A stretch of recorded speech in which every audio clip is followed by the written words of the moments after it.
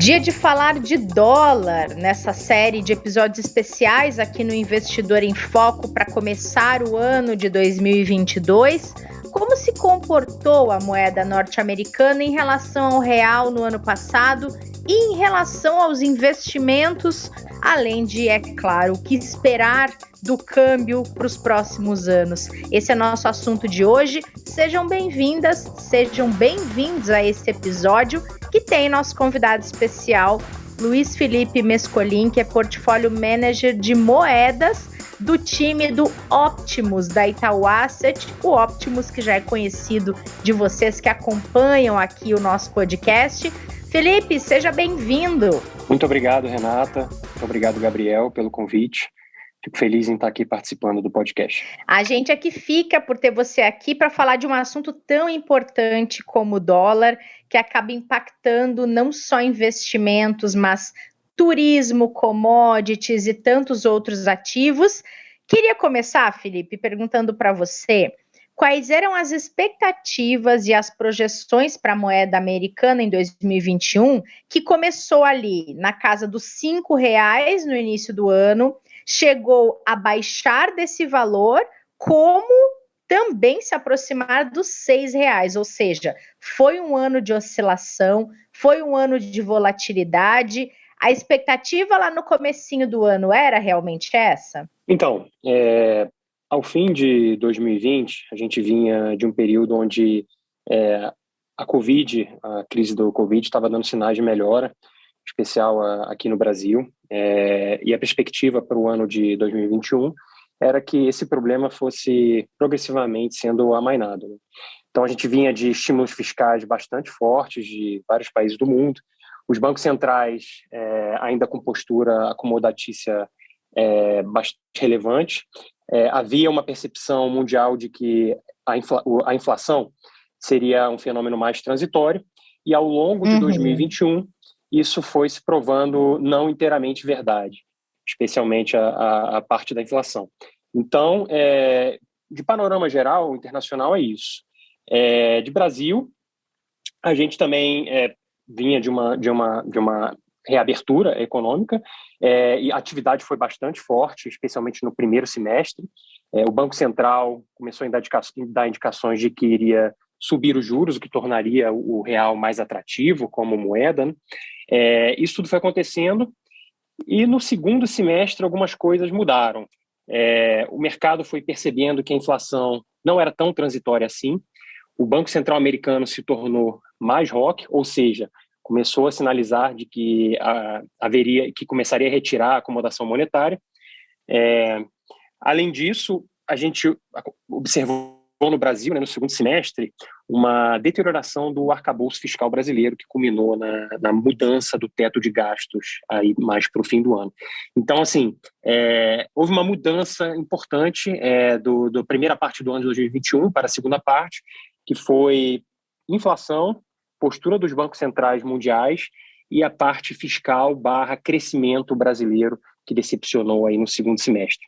Então, acho que esses fatores explicam a volatilidade do real ao longo de 2021. Na sua avaliação, esses 3 pontos que você citou foram os que mais impactaram e que motivaram essas oscilações da moeda ao longo do ano? Sim, eu gosto de dividir o ano, como eu mencionei, em 2 partes, né? No primeiro semestre, foi uma parte onde a gente estava colhendo ainda os benefícios, os estímulos fiscais, com pressões inflacionárias relativamente contidas, ainda eram pressões muito linkadas a problemas de oferta. Só que, ao passar para o segundo semestre, no mundo observou-se esse recrudescimento da inflação, que virou uma inflação mais de demanda, além das questões de oferta, e os problemas brasileiros de crescimento. A atividade brasileira está patinando aí no segundo semestre, a perspectiva para o ano que vem é fraca, e também os problemas fiscais brasileiros, que, como eu disse, mudou-se o arcabouço fiscal brasileiro, né? O teto de gasto, como ele foi concebido, não existe mais. Então, acho que o segundo semestre foi um semestre negativo para moedas, de forma geral, em especial para o real, por questões idiosincráticas, questões locais aqui, mas também por questões externas relacionadas à inflação e a atitude do Banco Central americano indicando retirada de acomodação monetária. Agora, sempre que a gente fala no mercado, a gente fala um pouco dos setores, né? E tem um setor diretamente ligado ao dólar, que é o de turismo, que acabou sendo extremamente afetado, e até pelo fato de ter sido um dos últimos que voltou a funcionar depois que a pandemia começou, obviamente, porque prevê aglomeração, viagem, eventos e tudo mais. O dólar alto, consequentemente, euro alto, libra alta, ajudaram a fomentar mais a economia do turismo local do que o estrangeiro, de certa forma, né? Ajudou a recuperar o turismo local, mas não fomentou tanto o estrangeiro por causa dessas altas que se reproduziram ao longo do ano, né, Felipe? Sim, inclusive, se você observa no dado de balanço de pagamentos divulgado pelo Banco Central, houve uma diminuição drástica do volume de dinheiro que o brasileiro gasta no exterior. Isso foi também por conta da depreciação do câmbio, ficou mais caro você viajar para o exterior, só que também porque ficou difícil a gente fazer turismo, né? Porque muitos países com restrição, várias ondas sucessivas de Covid, então essas coisas se misturam, né? Então não é tão claro como dividir, qual o efeito foi preponderante, mas sem dúvida o câmbio mais depreciado dificultou mesmo o brasileiro gastar dinheiro lá fora, e aí o turismo nacional foi fomentado. Esse é o lado bom, né? Fomentar a economia nacional. O lado ruim é que a gente vê preço de passagem aérea subindo bastante no Brasil, preço de hospedagem. De forma geral, o turismo local subiu bastante de preço, porque a gente não está gastando dinheiro lá fora, está gastando aqui dentro, né? Então, essa é a parte negativa, assim, de você deixar de gastar dinheiro lá fora e gastar mais aqui dentro no turismo, né? Uhum.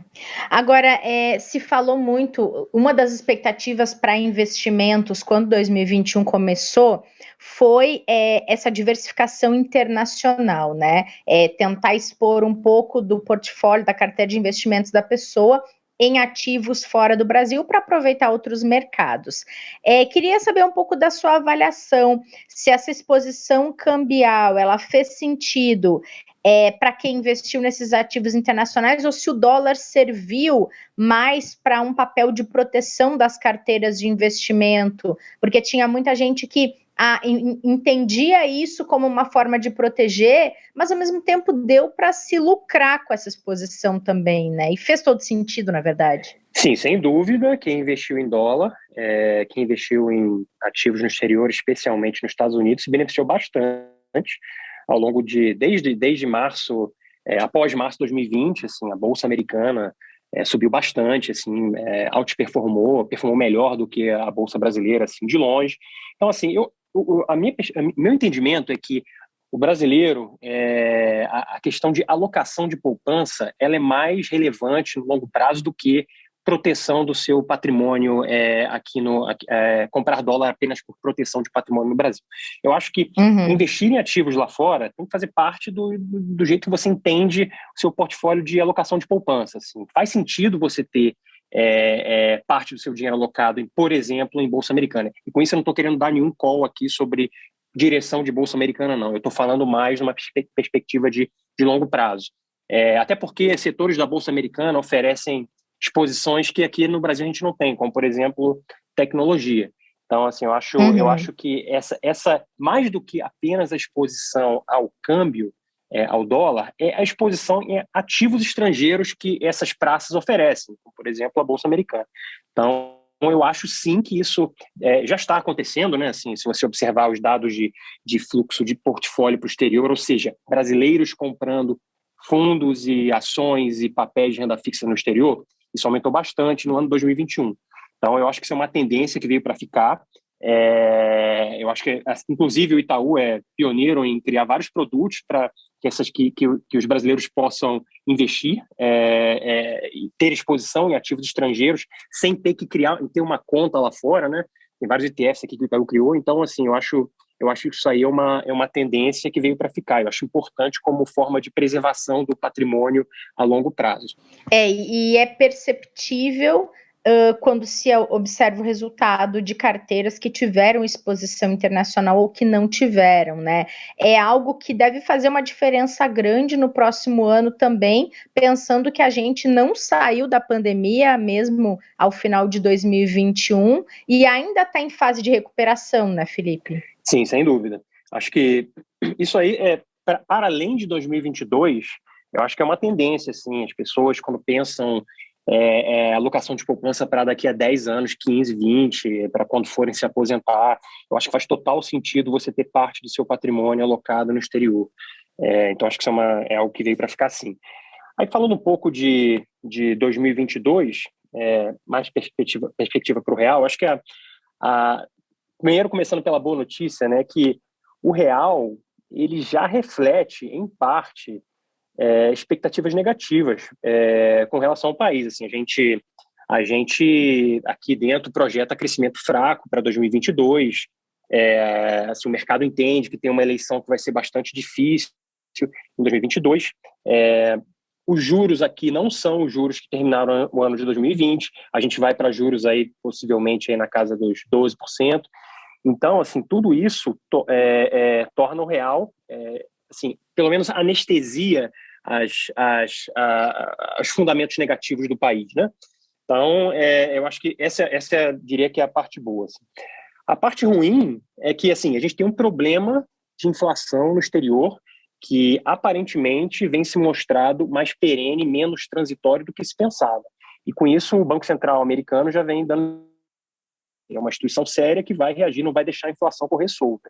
Então, ao fazer isso, ele aumenta a atratividade, ao ter perspectiva de aumento de juros nos Estados Unidos, isso aumenta a atratividade do dólar em relação ao real, embora aqui no Brasil já tenha subido bastante os juros em relação a lá fora. Então, assim, você tem esse problema que estar por se definir para onde vai a inflação americana, a gente vai ver isso em 2022, e a gente tem a eleição aqui no Brasil. A eleição no Brasil, por mais que a gente já tenha, as pesquisas indiquem que tem um candidato que já está, que é favorito, a gente não sabe qual vai ser o arcabouço fiscal no Brasil. Quem quer que ganhe vai ter que criar um novo arcabouço fiscal, dado que o teto de gastos, da forma como ele foi concebido, não existe mais. Então, assim, existe uma incerteza sobre o que será o fiscal brasileiro após as eleições, né? Então, assim, um país como o nosso que não arrecada dinheiro suficiente para pagar as contas, ou seja, a gente tem déficit primário, ou a gente vai aumentar imposto, ou a gente vai fechar as fronteiras de forma que as pessoas não possam mandar dinheiro para fora. Assim, alguma coisa vai acontecer. Ou então a gente vai crescer mais para poder, para que a taxa de crescimento brasileira seja superior à taxa de juros com que a gente financia a nossa dívida. Porque do jeito que está, com juro alto assim, com crescimento baixo e produzindo déficit fiscal, a conta não fecha. Entendeu? Então, assim, a gente precisa ver o que vai acontecer no próximo governo, como é que ele vai solucionar o problema fiscal brasileiro. Então, assim, tem essa incerteza, e o mercado não gosta de incerteza. Então, assim, eu entendo que o ano 2022 vai ser um ano de bastante volatilidade. Acho que o real já precifica boa parte das notícias negativas, mas eu não vejo perspectivas positivas, porque eu não vejo solução para o fiscal, porque eu não sei quem vai ganhar a eleição, eu preciso saber o que o próximo governante vai fazer com relação ao problema fiscal brasileiro, que eu acho que isso aí é bastante relevante. Isso para 2022. Aí, se você me permitir, eu falo um pouco mais sobre Por o longo favor. prazo, o que eu acho do câmbio.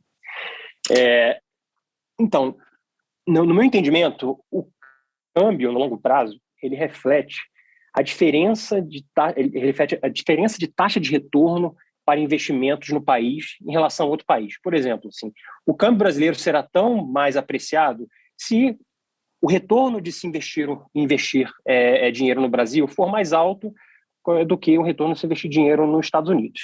Isso não tem acontecido nos últimos anos, porque os ativos americanos têm performado muito melhor que os brasileiros. Então, assim, eu não estou querendo com isso dizer que os ativos americanos vão continuar performando melhor, mas eu acho que a gente tem que fazer o dever de casa, né? Para tornar atrativo o investimento no Brasil, a gente precisa tornar a nossa economia mais produtiva. Então, acho que tem um longo caminho aí de investimento em capital humano, educação. A gente está perdendo de longe desses países centrais nesse sentido, tá? Enquanto os países estão discutindo novas fronteiras tecnológicas, a gente está preocupado aqui com problemas ainda muito antigos que o Brasil tem. Então, assim, eu acho que é necessário que a gente invista bastante capital humano, e eu vejo a educação como a saída para a gente conseguir aumentar a produtividade brasileira e tornar o Brasil um país atrativo para investimento, para além do setor de commodities que a gente tradicionalmente exporta, né? Então, acho que é isso. Assim, para o longo prazo, resumindo, acho que é interessante sim, é necessário que as pessoas tenham parte do seu patrimônio alocado em dólar, ou talvez em outras moedas também, como o euro ou como o yuan chinês, mais numa perspectiva de diversificação do patrimônio, não tanto numa perspectiva de proteção do seu patrimônio que está investido em reais. Acho que é isso. Muito bom, muito legal. Felipe, obrigada.